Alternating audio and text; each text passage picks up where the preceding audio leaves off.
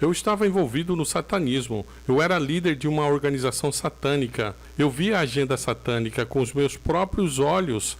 Eu estava em reuniões discutindo a agenda satânica com outros satanistas. E eu ainda tenho várias conexões na comunidade satânica, tanto na África quanto no exterior, especialmente com pessoas que querem sair de lá, mas estão presas, não conseguem sair. Então, elas, às vezes, me enviam prints e informações que estão circulando na rede sobre mim. Minha fala chegou ao radar da Igreja de Satanás na América e também no TST, o Templo Satânico, e em grupos satânicos locais. E eu vejo isso como um elogio, porque significa que estamos fazendo algo efetivo para o reino. Caso contrário, não apareceríamos no radar deles, mas estamos cobertos pelo sangue de Jesus. Na minha conversão, 10 dias antes do encontro e experiência, eu tive uma entrevista numa rádio. Eu estava sendo entrevistado como convidado da Igreja Satânica, sendo porta-voz na época. E no estúdio havia uma mulher que entrou meio de lado, que trabalhava lá. E ela me abraçou, ela veio e de repente me abraçou, e naquela época da minha vida eu não permitia que as pessoas se aproximassem de mim.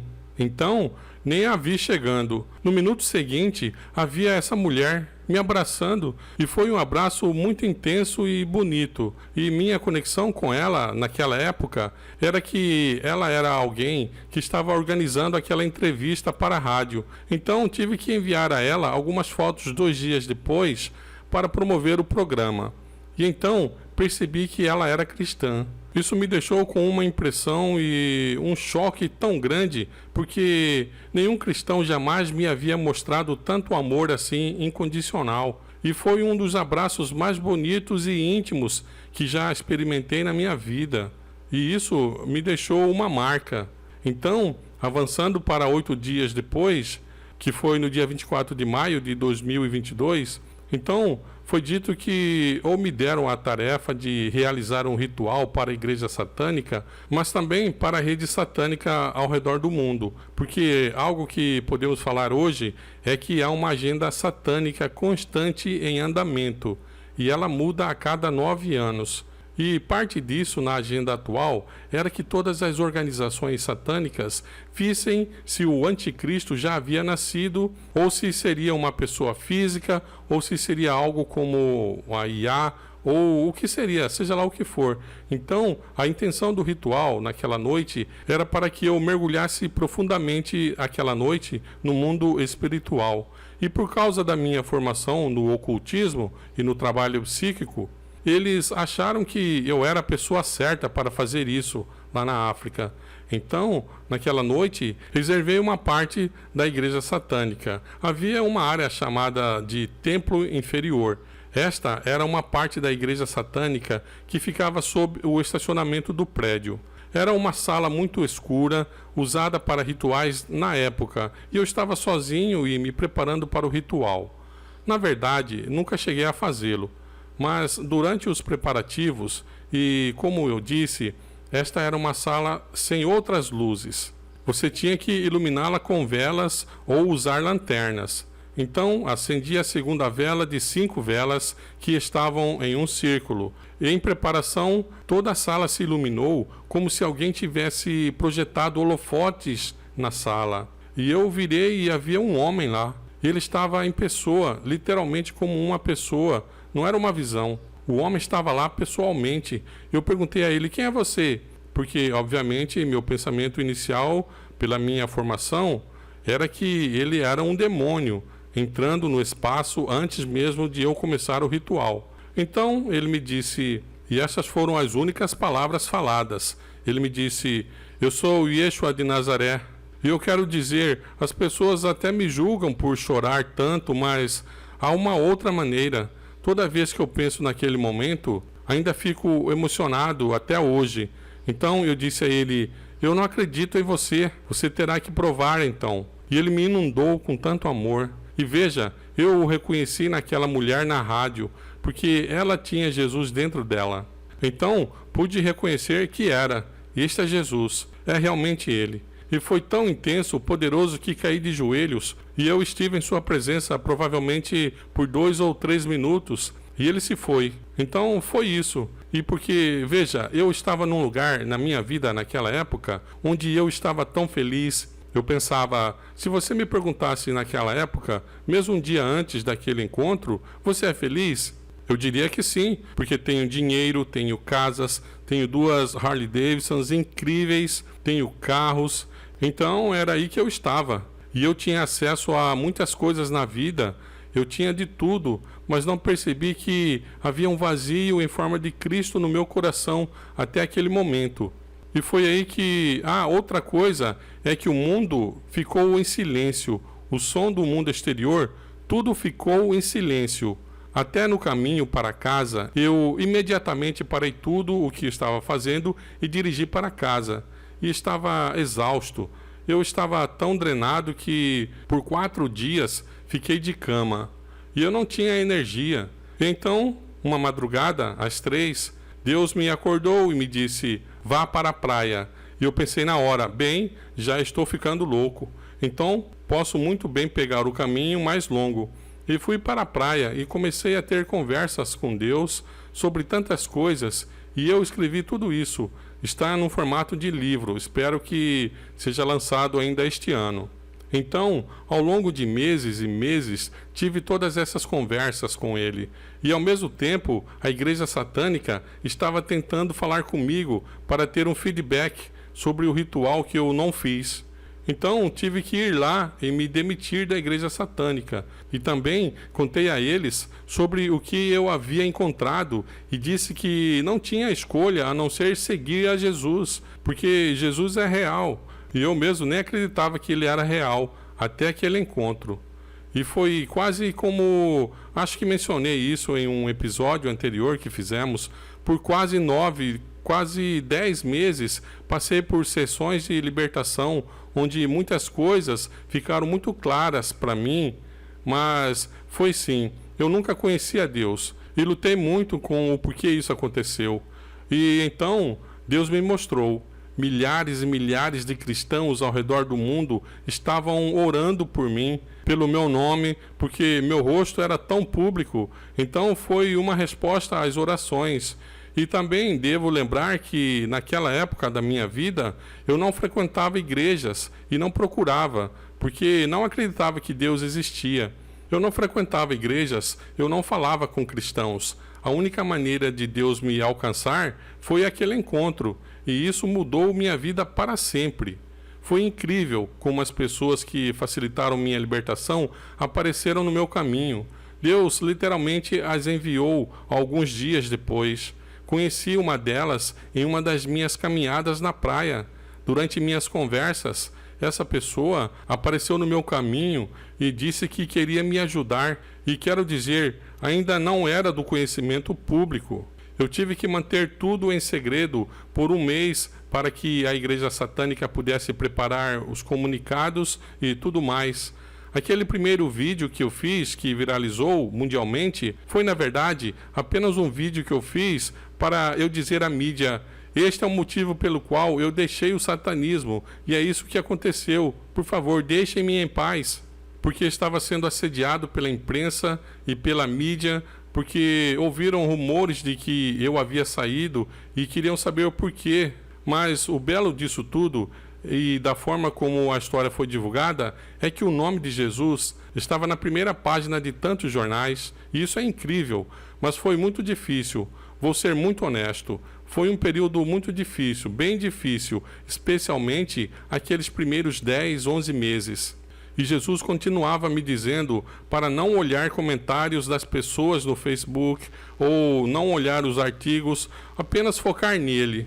Então, desde aquele dia, já se passaram um pouco mais de 3 anos e desde aquele dia, com exceção de 9 dias, passei de 3 a 4 horas todas as manhãs com Deus, em conversa, lendo as Escrituras, conversando, conhecendo a voz, a convicção do Espírito Santo, de discernimento e de todas essas coisas. Então, foi um período de aprendizado para mim, especialmente no primeiro ano, porque também tive muitas batalhas legais de satanistas.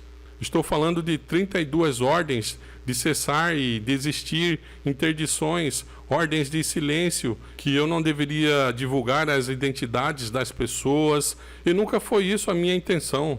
O primeiro ano foi uma questão legal, e eventualmente consegui uma equipe jurídica para me ajudar. E basicamente se resumiu a: se isso fosse para o tribunal, eles teriam que mostrar seus rostos e não há como, eles não querem vir para a luz, não há como. E então por um ano andei por aí com uma arma de fogo, e um dia Deus me disse: sabe de uma coisa, Ryan? Se você for obediente, estará seguro. E foi um dia realmente bonito, porque fui e entreguei minha arma na delegacia e parei de olhar por cima do ombro. Isso foi há pouco mais de 2 anos. E Deus me protegeu. Eu me sinto completamente seguro e em paz. E sei que estou coberto e protegido. Mas o mundo espiritual tem batalhas contra o cristão. Tudo se resume à autoridade, reivindicá-la e permanecer nela. Isso é primordial, muito importante. Também tem as primeiras coisas que acontecem, como as experiências com cobras. Então, às vezes, coisas são chacoalhadas em sua casa e haverá manifestações físicas de coisas voando, e tudo isso são táticas de medo. Isso ainda não é um ataque propriamente dito. São apenas métodos de intimidação. É muito sobre show. E o diabo é um showman. O diabo corrompe certas coisas que Deus criou e as imita, e quer brincar com sua mente e levá-lo a um lugar de medo. Portanto, a primeira regra é não ter medo. E isso é repetido na Bíblia muitas vezes por uma razão. Não temer é tão importante quando se trata de guerra espiritual. E como eu disse, a outra coisa é sobre a autoridade que recebemos de Jesus Cristo e quem somos em Cristo. Saber isso em todos os momentos, porque o inimigo não quer que saibamos disso. Algo que quero mencionar, e sei que isso responderá a algumas perguntas sobre guerra espiritual, está na Bíblia, porque todas as respostas, acredite ou não, elas estão na Bíblia. Quando se trata do inimigo e de ataques à nossa mente, à nossa vida, como as bênçãos que Deus quer para seus filhos, tudo isso, Paulo fala muito claramente em Efésios 6 sobre a armadura de Deus. Mas veja, quero destacar algumas coisas aqui. Se puder, em Efésios 6, a partir do versículo 13, mas deixe-me abrir aqui. Na verdade, porque há 2 palavras específicas que quero mencionar, e estão lá por uma razão. Na versão King James, Efésios 6,13 diz: portanto, tomai toda a armadura de Deus. A palavra toda é de máxima importância. O que isso significa? E é assim que lutamos efetivamente contra o inimigo. Lá não diz, tomai a armadura de Deus. Não. Mas lá diz assim, toda a armadura. E algumas traduções dizem a armadura completa. Quando vamos ensinar guerra espiritual nas igrejas, as pessoas adoram mencionar a armadura de Deus. E elas focam no capacete da salvação, na couraça da justiça, e no cinto da verdade, e na espada, etc. Mas muitas pessoas se esquecem dos pés calçados com a prontidão do Evangelho da Paz. Sim, se você não faz isso, você não está com a armadura completa. O inimigo irá atacá-lo. Quando o Espírito Santo lhe diz, aquela pessoa ali precisa ouvir sobre Jesus, e você não ouve, sua armadura está comprometida e você está aberto a ataques. Então, quero perguntar às pessoas, e pergunto isso frequentemente, quando foi a última vez que você contou a alguém sobre Jesus? Porque, irmão ou irmã, se você não faz, você não está com a armadura completa, você está sujeito a ataques. Muitas pessoas diriam, eu simplesmente não sou um evangelista. Esse não é o meu dom espiritual. Eu tenho o dom da hospitalidade, mas não sou um evangelista. E é como, não. Isso não é um dom espiritual. É um mandamento. É o que você precisa estar vestido. Então, a maioria das perguntas que vamos ver e a maioria das perguntas que as pessoas me fazem, esta é a resposta. Como você efetivamente resiste ao inimigo? Como você resiste a ataques? Com a armadura completa de Deus. A armadura completa. E vou dizer isso de novo, não partes dela, porque as pessoas pensam, o capacete da salvação é legal e poderoso. Paulo diz especificamente completa. Está escrito por uma razão, porque se você vai para a batalha e diz, bem, não preciso da espada, não preciso da couraça, não preciso do capacete, não preciso dos calçados. Literalmente, pessoas que não compartilham o evangelho estão entrando na batalha descalços. E você vai pisar em espinhos, cobras e escorpiões. E o que vai acontecer? Vai perder. Você não pode estar numa batalha assim. Esta é outra parte. Imagine soldados numa batalha hoje em dia. Você está na linha de frente e então fica surpreso quando há tiros sendo disparados contra você. Uau, porque isso está acontecendo comigo? O que está acontecendo? O que é isso, meu Deus? É como você está numa guerra. Acorda. Paulo diz, ou qual é o versículo, não me lembro exatamente, onde ele diz, e os sofrimentos os sobrevieram como coisa alguma estranha? É como, uau, isso é tão estranho. Sim, porque quanto mais você lê a palavra, quanto mais você se aproxima de Deus, quanto mais você evangeliza, quanto mais você faz o que você está fazendo, mais se move para a linha de frente da batalha. Então, não estou surpreso. Entende que as pessoas são atacadas quando estão nessa posição, porque elas estão na linha de frente. Do satanismo é sobre território e domínio. Essa é a coisa principal para eles.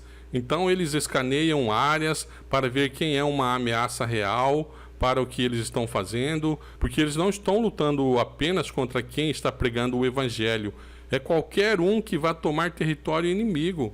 Então o que eles fazem é escanear. Então eles veem, ok, quem são as pessoas que são uma ameaça em potencial para a nossa agenda? Quem são os cristãos que estão com as portas abertas? Porque eles aparecem de forma diferente no astral, dá para ver tudo. Quem são as pessoas que já estão sob a influência demoníaca? Porque são as mais fáceis de atacar. E por último, são as igrejas que não estão completamente cobertas.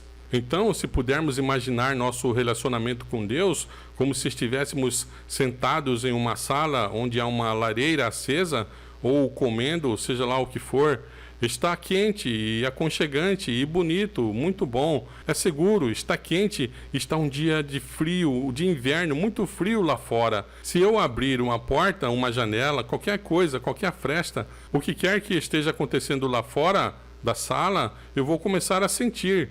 Vai ter um efeito no ambiente da sala em que estou.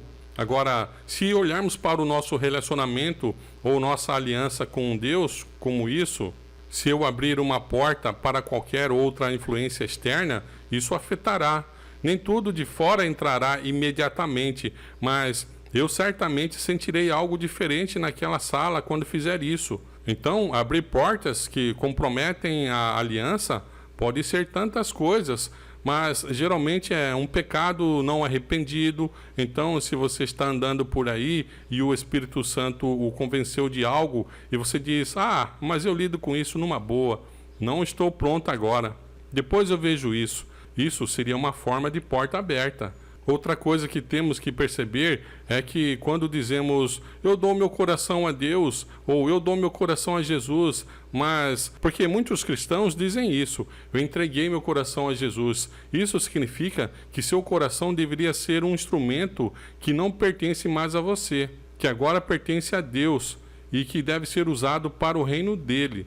Ele irá, através do seu Espírito Santo, alcançar as pessoas. E é isso que significa. Então, quando eu tenho qualquer coisa em meu coração que impede que isso aconteça, se tenho experiência lei divina, será uma prova de lealdade para com o Criador.